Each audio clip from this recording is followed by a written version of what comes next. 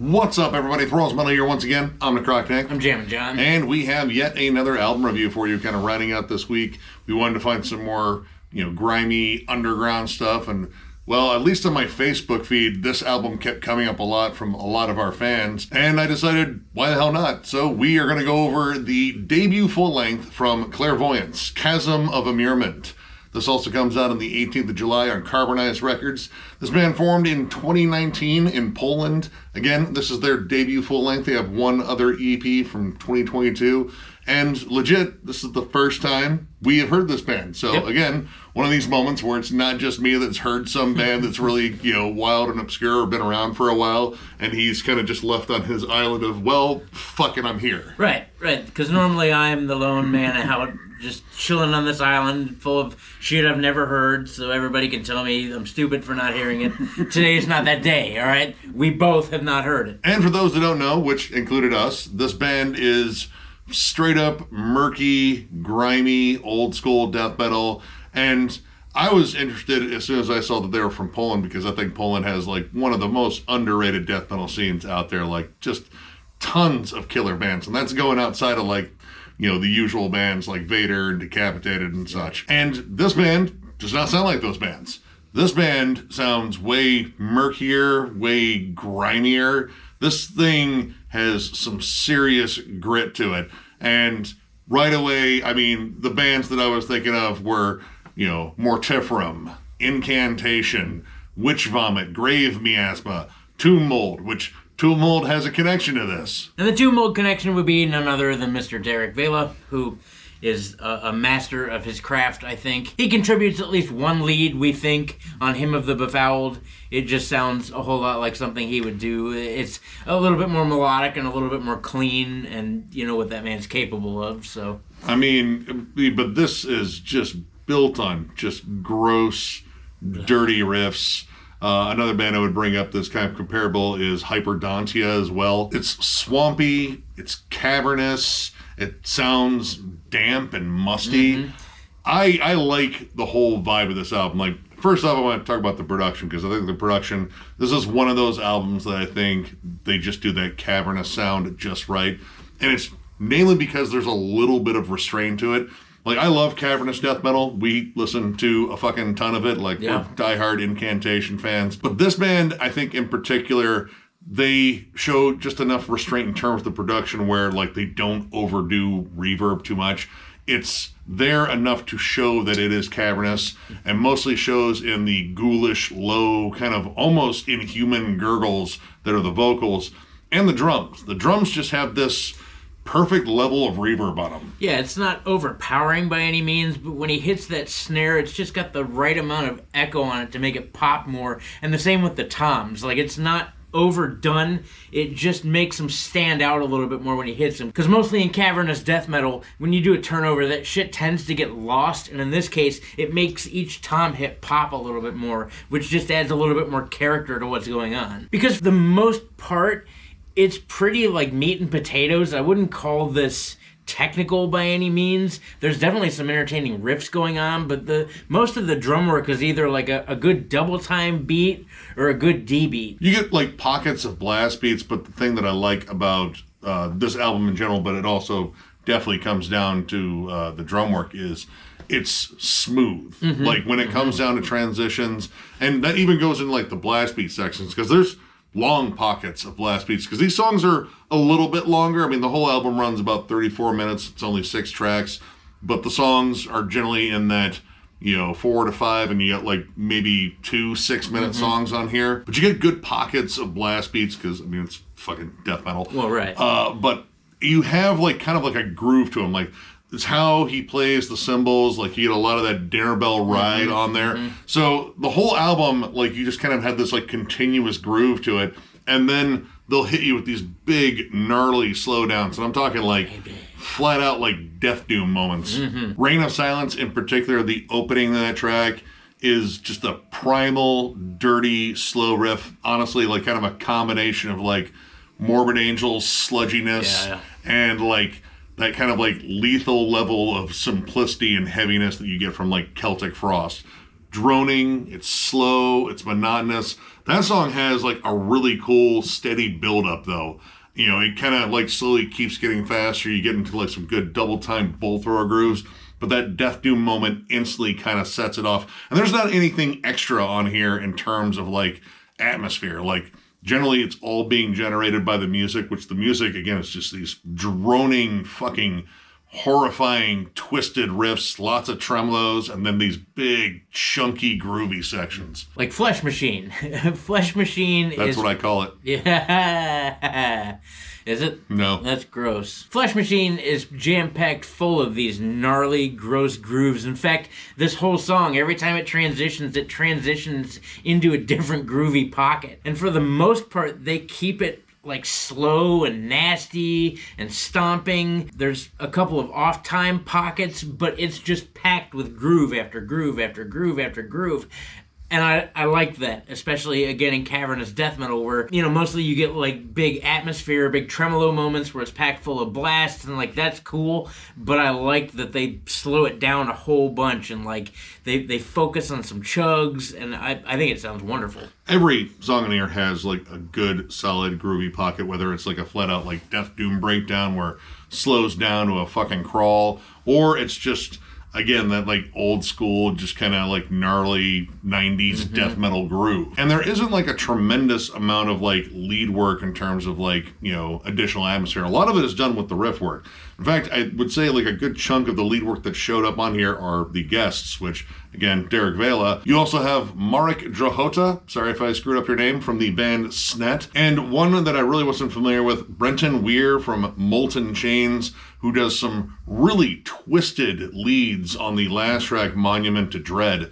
There's like almost sort of an elastic kind of like cosmic horror vibe to it. The guitar tone itself, it almost kind of sounds like a theremin, which I fucking hate theremins in music. All right, like when it comes down to like sci-fi noises and like 1950s fucking sci-fi movies, woo, that's fine. That's totally fine. In music, sometimes I find it just fucking annoying because they're so goddamn pitchy and hard to control.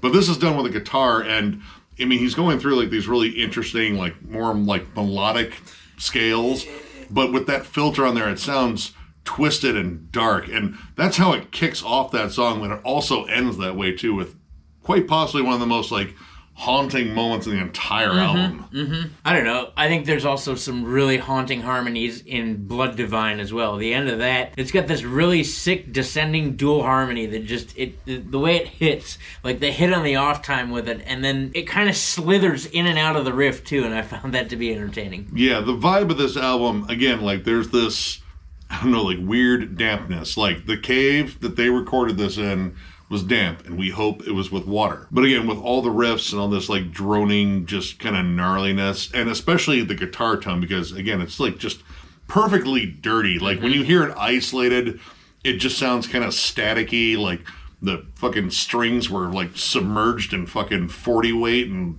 dirt. But it's not overdone either. It's not so reverb to the nines that you can't hone in on big chunky riffs, because when they get big and chunky and chuggy, it hits really hard. In fact, the breakdown in Blood Divine, I would say, is closer to Suffocation than most anything. It's brutal, it's almost slamming, but man, it hits hard as fuck. Yeah, and they match that with a groove and a blast too, so you get that kind of like chromatic chug blast, like they're more palm muted, because for the most part they kind of let these things drone, and when they're doing that, it's generally the tremolo riffs, which there's a lot of cool counter harmonies and just stuff to make it sound extra creepy. And I appreciate bands that don't need like a lot of extra stuff, like there wasn't like a horror synth or any samples in here. I love that stuff in old school death metal, like not too much, but when it's there, like all right, that's like the appropriate moment. This album, without samples or horror synths or anything, it sounds like it should come with a fucking Fog Machine and a copy of the Beyond. Like, that's the fucking vibe of this. And with all the fucking fat, gnarly grooves on here, like, this is still, like, very mosh-centric. Like, this isn't just, like, sit there and nod to the blast beat. Like, there's just some good gut-stomping, spin that pit fucking moments, except, again, with the fog machine, it's a little bit more dangerous, because I'm pretty sure it's out in the fucking audience, like, go, mosh in the fog, maybe die from a head wound. Another cool thing about this record is the overall pacing of it. From song to song, I thought it flowed very well. Again, bunch of killer, very smooth transitions, and that helps keep a song alive too.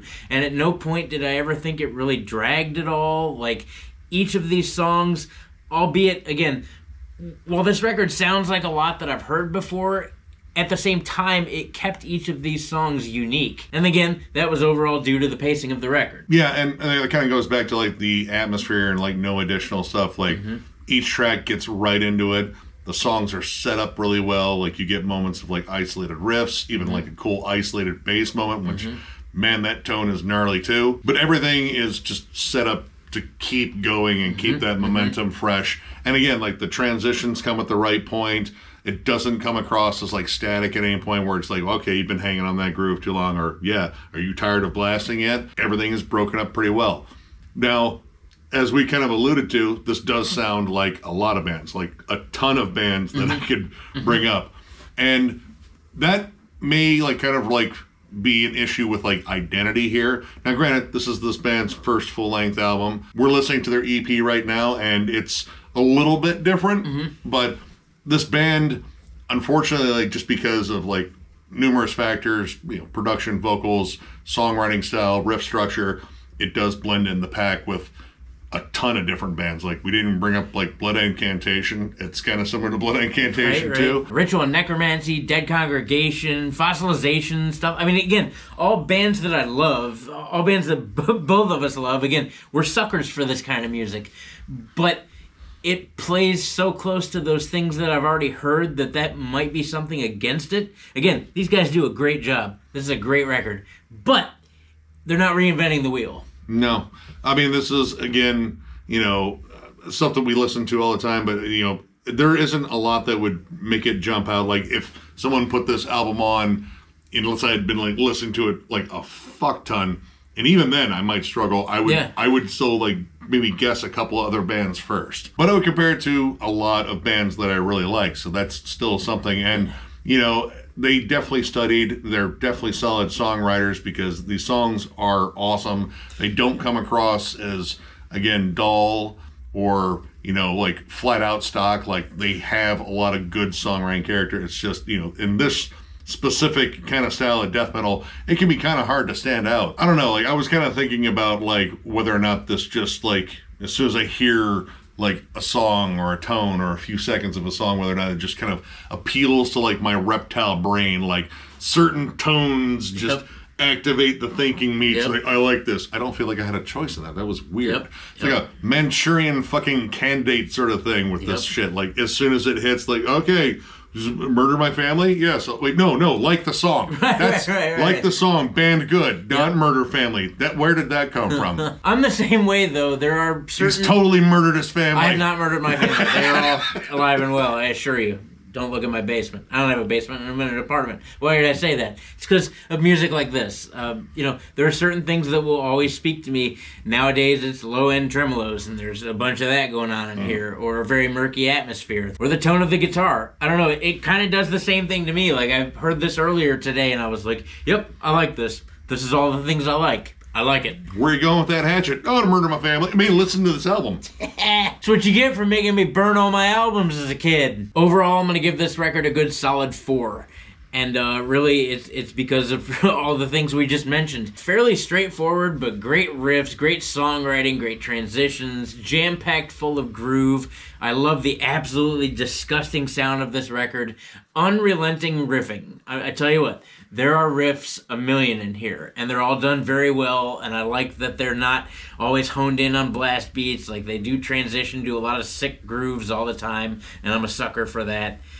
Big grimy guitars, big buzzsaw bass. The overall atmosphere of this record actually is something I know really well. It feels like a northwestern Ohio summer.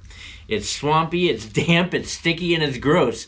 That's this record for sure. The band again loves groovy pockets, and when they're faster, it's definitely vicious. Like, they're definitely in your face when they need to be. The whole record flows very well. I had a great time with it. Again, it sounds like many bands that I love. Morbid Angel, we've already named off a bunch. It sounds like many bands that I love, and that's why it gets 4 stars. So if you guys have never heard this before, or you've seen this floating around Facebook and you've yet to check it out, give these guys a spin. I think it's totally worth it. I am also at a 4. I debated about a 3.5 just because, again, this sounds like a lot of stuff that I've heard before, but it's all stuff that I like. And when it comes down to execution, I think they absolutely nailed it.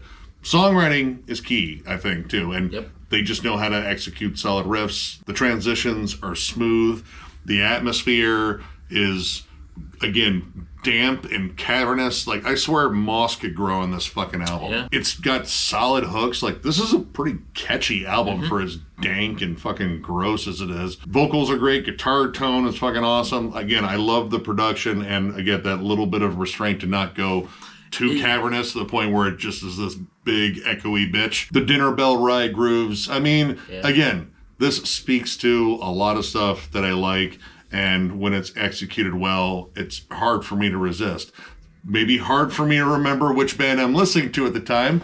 That's kind of fair, I think. Fair enough. But it's done well. I love, pretty much everything on here. Tight runtime, too. Nothing on here drags. Yeah, this is just solid death metal.